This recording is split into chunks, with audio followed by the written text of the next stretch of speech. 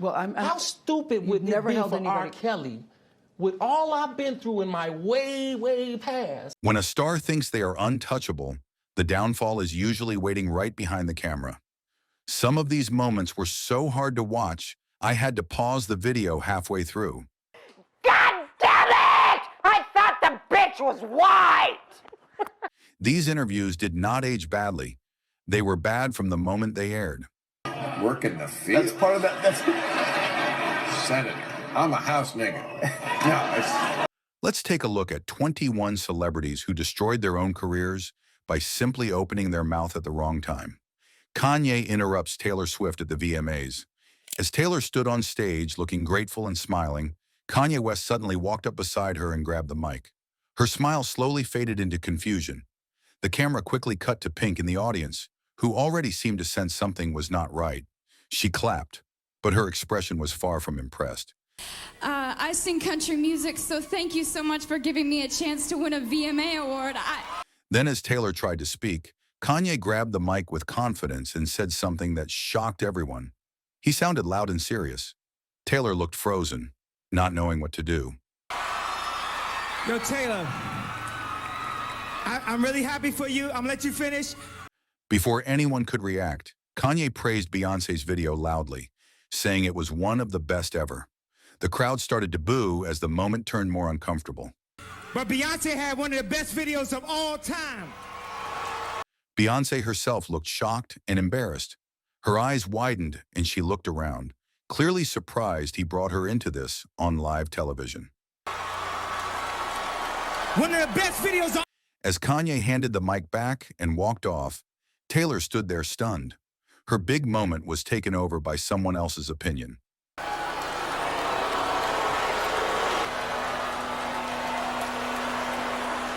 Charlie Sheen, the interview that shattered the illusion. Charlie Sheen sat across from Andrea Canning in one of the most intense celebrity interviews ever aired. He dismissed drug use terms with a mocking attitude and called rehab language stupid. Then he shrugged off timelines and acted like none of it mattered. Sheen said he was doing better, but his wild energy told a different story. Yes, when was the last time you took drugs? drugs? Such an AA, stupid expression or term. I don't remember. Then came the part where he declared he used more drugs than anyone could survive. He talked about 7-gram rocks and said that was just how he operated. His tone was intense and eyes wide. You took drugs? The last time I took drugs, I probably took more than anybody could survive. When asked how he lived through it, he said he had tiger blood. He pointed at his head and chest like he had some superhuman body. The confidence in his voice did not match the seriousness of what he was saying. Because I'm me, I'm different. I just have a different constitution, I have a different brain, I have a different heart, I have a different, I get tiger blood, man. Even when she asked if he was afraid to die, he scoffed. He called death foolish. Then he said he was too smart to overdose, mocking those who did not read the directions before partying. There's certain blends I will not entertain because that's how people go down. I'm too smart to do that. So, at one point, he claimed he cured his brain just by blinking. With full confidence, he said relapse was not an option. His words sounded certain, but his body language was chaotic. Blinked and I cured my brain. That's how. Everybody has the power just because everybody, can't is the cancer of happen. Mm-hmm. This one interview turned him from a top-paid actor into a viral symbol of downfall. R. Kelly's breakdown on national TV. As Gayle calmly asked if he had ever forced anyone to stay with him, Kelly suddenly leaned forward, his voice rising. He interrupted her before she even finished. His face looked tense, and his words came out sharp and fast. And correct me if I'm wrong, that you have never held anybody against their will. Right after that, things started to escalate. Kelly leaned in more, his hands moving as he tried to defend himself. He raised his voice, asking a question that sounded more like a rant than an answer. Well, how stupid would it be for R. Kelly, with all I've been through in my way past? Then he exploded. He stood up out of nowhere, shouting and pointing at the camera. Gayle stayed calm while he shouted right over her words. Would I be to do that? I didn't say you were holding... That's stupid, guys. Is this camera on me? Yes. At that moment, he lost control. He pointed to his head, crossed his arms like he was closing off the world, and kept pleading with the viewers to use their own judgment instead of believing the media. Don't forget the blogs. Forget how you feel about me. Hate me if you want to, love me if you want, but just use your common sense. Then he repeated the same point, louder, saying his past made the accusations impossible. His voice was tired but still intense. Be for me to, with my crazy past and what I've been through. Finally, he threw in a wild and emotional list of things people were accusing him of, saying it all in one long, angry breath. He shouted for it all to stop. Be a monster and hold girls against their will, chain them up in my basement, and don't let them eat and don't let them out. Roseanne's viral meltdown that changed everything. Roseanne starts off serious, trying to link her comment to a political issue, but she is already tense and restless. To talk about Iran. I'm trying to talk about Valerie Jarrett wrote the Iran deal. The interviewer reminds her that this has already been explained many times. That clearly pushes her over the edge. You've told me this 300 times. Do you know that if... In a moment of pure frustration, she throws out a loud and emotional line. Her whole face shifts. Her hands go up. She is no longer calm. Explain this literally 300 times. I thought the bitch was white! Then she repeats the same line again, not as loud, but just as emotional. Her body is tight with stress.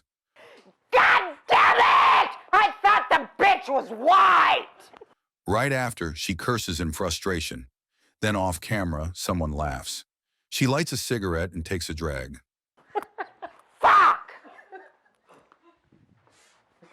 Ashlee Simpson, the SNL lip sync disaster. Jude Law walks onto the stage of SNL. He gives a polite smile and introduces the singer in a calm, serious tone. Nothing unusual at this point. Once again, Ashlee Simpson. Ashlee and her band take their places. The music starts, and everything looks normal. But just seconds later, something unexpected happens. The wrong vocals play loudly before Ashlee even lifts the microphone. On a Monday, I'm waiting. Tuesday, I'm fading. She freezes. Her face shows panic. The microphone stays low, nowhere near her mouth. It is now clear to everyone. This is a pre-recorded track, and it is the same song she already performed earlier. The music keeps playing, but Ashlee does not sing. Instead, she makes a strange hop and shuffle, trying to fill the awkward silence. The crowd does not know what to make of it. Seconds later, she walks off the stage. No explanation, no second try. Just gone. Her band keeps playing for a bit, but looks completely confused.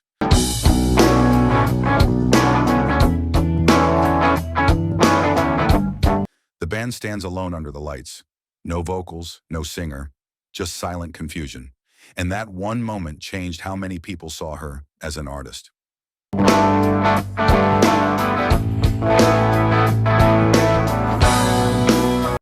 Rachel Zegler calls original Snow White story weird on red carpet.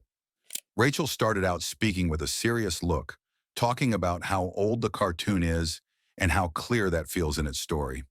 I mean, you know, the original cartoon came out in 1937, and very evidently so. Then she changed her tone. She laughed as she said the prince was like someone who followed her around in a way that made no sense today. There's a big focus on her love story with a guy who literally stalks her. Yeah. Rachel laughed harder and shook her head, calling the whole idea weird again and again, before saying they left that part out of the remake. Weird. So we didn't do that this time. Sharon Osbourne in the interview that ended her time on the talk. What followed was a clash between Sharon and her co-hosts about racism, friendship, and accountability. The conversation got emotional, with Sharon visibly shaken and frustrated, feeling cornered. That single moment sparked backlash strong enough to bring her career on the show to an end.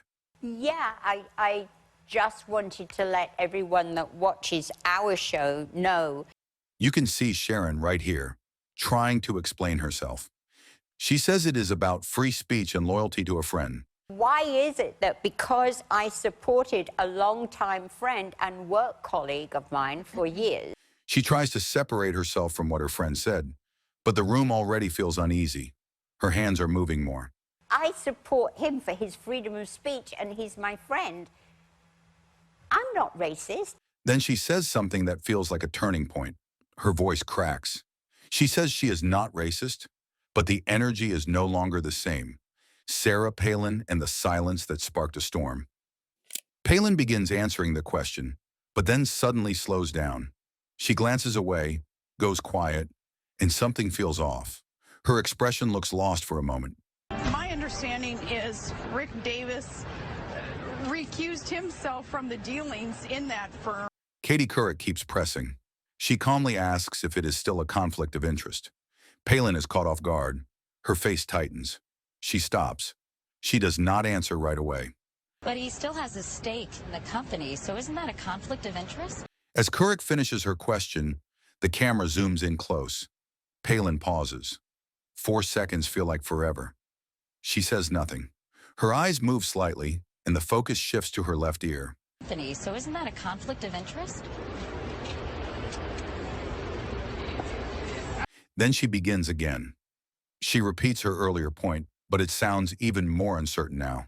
Again, my understanding is that he recused himself from the dealings. The video cuts to black. Text appears, replaying the moment. It tells viewers to watch her ear and listen for the silence. The editors want you to believe she was getting help through a hidden earpiece. Whether it was nerves, hesitation, or something else, that short pause made a lasting impact. Many believed it showed she was not ready, and from there, her credibility took a serious hit. Lance Armstrong in the interview that ended it all. Oprah starts the talk with sharp, direct questions. Lance sits still, his voice firm but flat. Each reply is short and heavy. Did you ever take banned substances to enhance your cycling performance? Yes. She keeps going. She names each substance clearly. He confirms them, one by one. His expression barely changes, but the weight keeps growing. Did you ever blood dope or use blood transfusions to enhance your cycling performance? Yes. Then comes the big one. Oprah asks if all 7 Tour de France wins were tied to doping. This is the heart of the matter.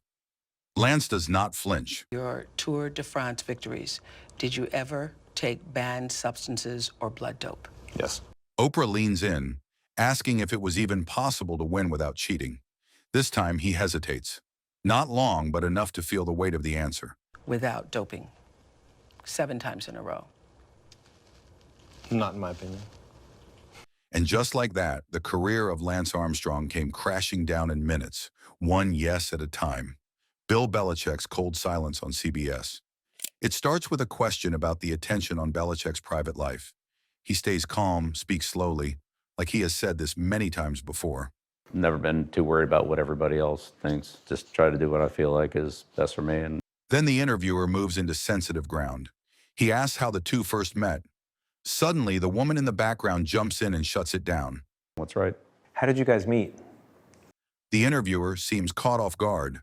He quietly checks if she really means it. Not talking about this. No. No.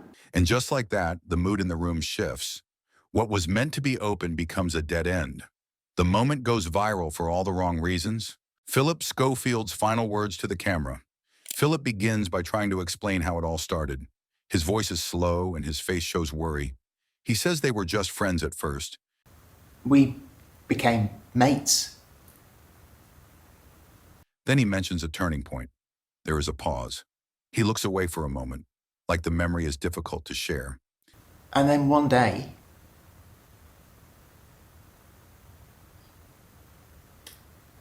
now he begins to reflect. He talks about the moment that still stays in his mind. something happened that just changed it. While still speaking, he takes a long pause to vape. It feels like a way to hold back emotions. I'm just going to let you answer the question. I did not. I did not.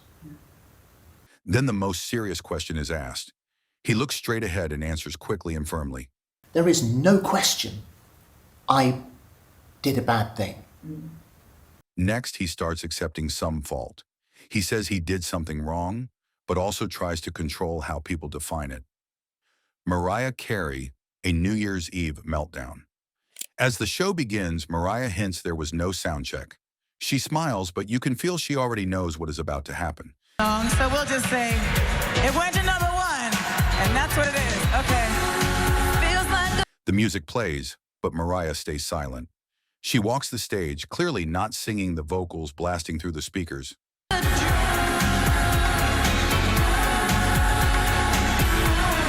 Then she speaks over her own song, saying parts of the track are missing.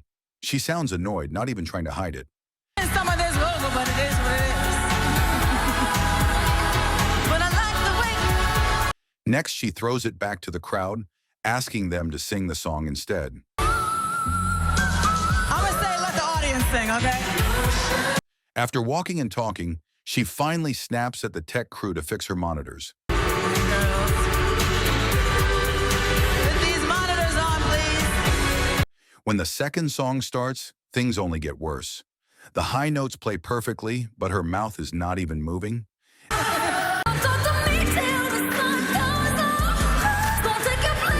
At the very end, she gives up completely. She walks off stage with one final sarcastic line. And you just don't get any better. John Mayer's Playboy interview that went too far. It began with a bold question from the host, asking about the attention Mayer got from black women. Mayer leaned back, smirked, and gave an answer that turned heads for all the wrong reasons. He's like a sort of like a white supremacist. I've got a Benetton heart and a fucking David Duke. With a beer bottle in hand, he followed up with more careless remarks. His tone was playful, but the words sounded disrespectful and arrogant. I think I'm gonna start dating separately from my. The interviewer pushed him to name names. Mayer brought up actress Kerry Washington and made an off-color comment that added more fuel to the fire. Kerry Washington would break your heart like a white girl. All of a sudden she'd be like, yeah, I suck whatever. As if that was not enough, he shifted the talk to his past with Jessica Simpson and compared her to an addictive drug. Then he acted it out by pretending to snort something. That girl for me is a drug. And, you know, drugs aren't good for you if you do a lot of them. She's like, The interviewer looked shocked, but Mayer kept going. He used wild words to describe their sex life, smiling proudly while saying it. It was crazy, that's all I'll say. Napalm. Napalm. He then gave an odd explanation about how he moves in bed, sounding more like he was bragging than being honest. You gotta, it's a sort of weird up and over thing. You gotta think up and over. At the end, the host asked what would happen if someone searched a certain phrase online. Mayer laughed it off, but his answer made everything worse. You get a lot of hits. Kathy Griffin breaks down over backlash. The reporter asked her directly if she feared for her future. Kathy looked down for a moment, then looked up with a serious face and gave an answer that stunned the room. After this storm dies down. Absolutely. I don't think I will have a career after this. The next few seconds were hard to watch. Kathy's voice began to crack as she repeated the same line, looking truly broken. I'm going to be honest, he broke me. He broke me. Then came the tears.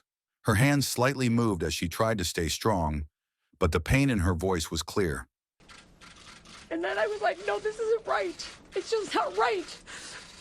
She said she had already apologized, but the way the media turned against her made her feel trapped and targeted. And I apologized because that was the right thing to do and I meant it. And then I saw the tide. Kathy explained how people claimed she had targeted the president's child, but she said that was never her goal. She seemed genuinely hurt. Obviously, that was never my intent. I would never want to hurt anyone, much less a child, but I started to see what was really... She ended the moment by saying people around the country had told her they were afraid too, and she was clearly scared about what might happen next. They're scared. So, yeah, I don't know if I'm going to get arrested today. Shia LaBeouf walks out with one bizarre line. He leaned into the mic and said something that confused almost everyone in the room. It felt like a riddle, not an answer to any question. When the seagulls follow the trawler. And just like that, he said thank you in the same blank tone, stood up, and walked out without any warning. I think sardines will be thrown into the sea. Thank you very much.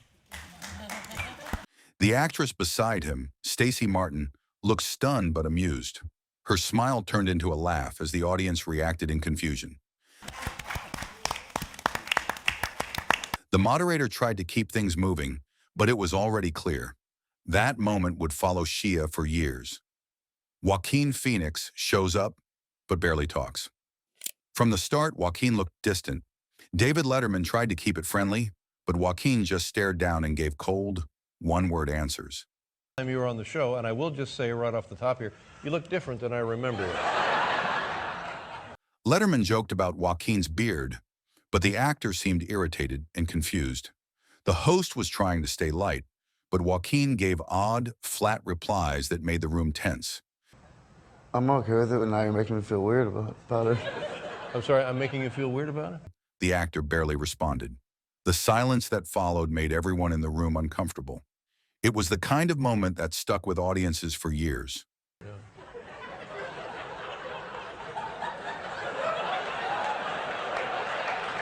Crispin Glover turns interview into chaos. When Crispin sat across from David Letterman, he already looked intense. But things quickly turned from weird to completely out of control. Oh, I'm strong. I can arm wrestle. Do you want to arm wrestle? No. I've been taking...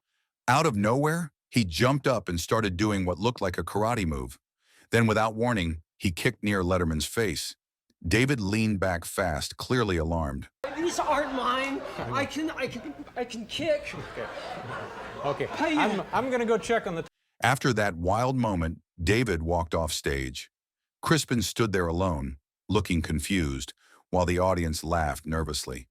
That kick changed how many people in the industry saw him. I'll be back. Courtney Love crashes Madonna's interview live on MTV. While Madonna was calmly speaking with Kurt Loder, something suddenly flew onto the platform. She glanced down, unsure. It was Courtney Love's makeup compact. Hi, Courtney. That's Courtney. Courtney was shouting from below. Madonna stayed calm, but when Kurt called her up, Madonna looked clearly irritated. She quietly told him not to invite her, but he ignored that. Should we let her come up? Yeah. No, don't, please. Come on, Courtney. Come on up. Courtney climbed up clumsily and crouched between them. Madonna greeted her coldly. Courtney started talking, interrupting often, and even tried taking over the interview. What you doing? Am I fully interrupting? No. The whole thing felt chaotic. Loder tried to joke, but Madonna clearly had enough. Her face said everything. This one strange crash-in stuck with both stars for years. First encounter? Thing, you know? No, we've had a few encounters. Did you like Hole's performance? I didn't see. Bill Maher crosses the line on live TV. Senator Sass was making a light, folksy comment about working in the fields back in Nebraska. He was smiling, trying to keep the mood easy. But Maher took that line and twisted it in a way nobody saw coming. We'd love to have you work in the fields with us. Work in the fields? That's part of that. That's Senator. The crowd laughed. Sasa laughed too, but his face showed some confusion. Maher tried to play it off, saying it was only a joke. But the reaction outside that studio was far from funny. I'm a house nigga. No, it's a joke. After this aired, people from all sides called him out. The moment spread fast, and so did the backlash. Even HBO had to respond. Mel Gibson's shocking rant that damaged his career.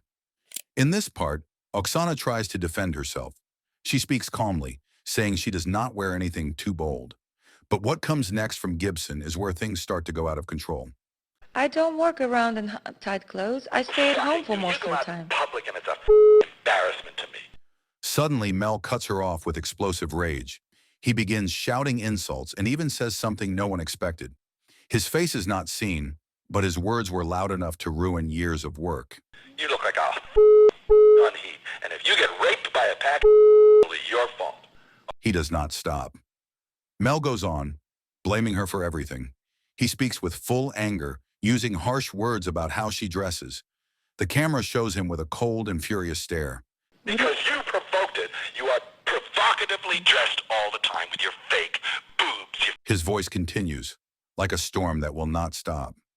He sounds more angry now. You can hear the disgust as he talks about her clothes, pointing at what she wore that day. Tight outfits and tight pants and stuff. You see her from behind. Nothing today was enough. He ends with one last comment. His tone is still sharp. Even in that final moment, his words leave a mark that will not be forgotten. That's provocative. Okay? Michael Richards. From comedy icon to career collapse in seconds. Richards was clearly upset by a few hecklers in the crowd. His tone changed fast, and what began as a tense exchange suddenly turned into an angry meltdown. 50 years ago, you had you upside down with a fucking fork up your ass! Instead of calming down, Richards became louder and more aggressive. He started yelling towards someone in the crowd, pacing like he had lost control. You can talk, you can talk, you can talk your brain now, motherfucker! Then came the moment that ended the career of Richards. He shouted slurs with anger, pointing and repeating them without hesitation. He's a nigger! He's a nigger! Oh my God. A nigger! Look, there's a nigger! The crowd gasped. Some people shouted back. The mood inside that club turned cold and uncomfortable. Richards tried to justify himself, but only made it worse. All right, you see? It shocks you to see what's buried beneath your... He insulted audience members and responded to hecklers with more slurs, almost daring them to react. The room was no longer a comedy show. It was a disaster.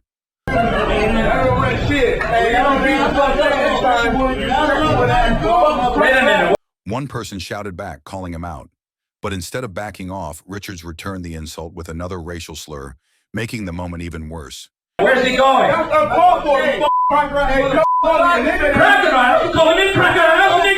People had seen enough. Many were already walking out. And as Richards stood on stage, still angry, he mocked the insults about his failed career. You're absolutely right. I'm just a wash-up. Gotta stand on the stage. It was a breakdown in real time, and no one could stop it. From one of TV's most loved characters to a man alone on stage, shouting as the room emptied.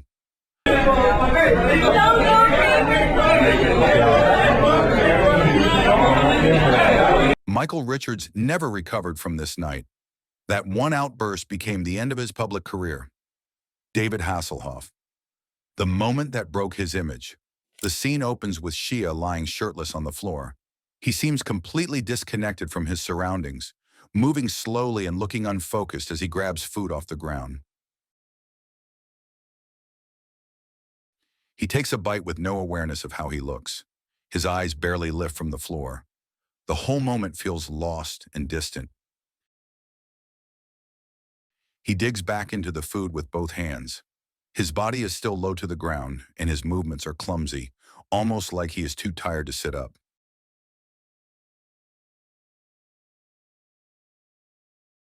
Then he grabs a fast food cup and takes a drink.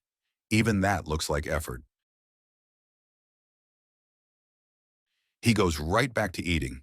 The food falls from his mouth as he chews, but he keeps going, like nothing matters anymore. At the very end, he picks up a napkin, barely wipes, and the moment cuts out. It was only seconds, but it showed how far things had gone.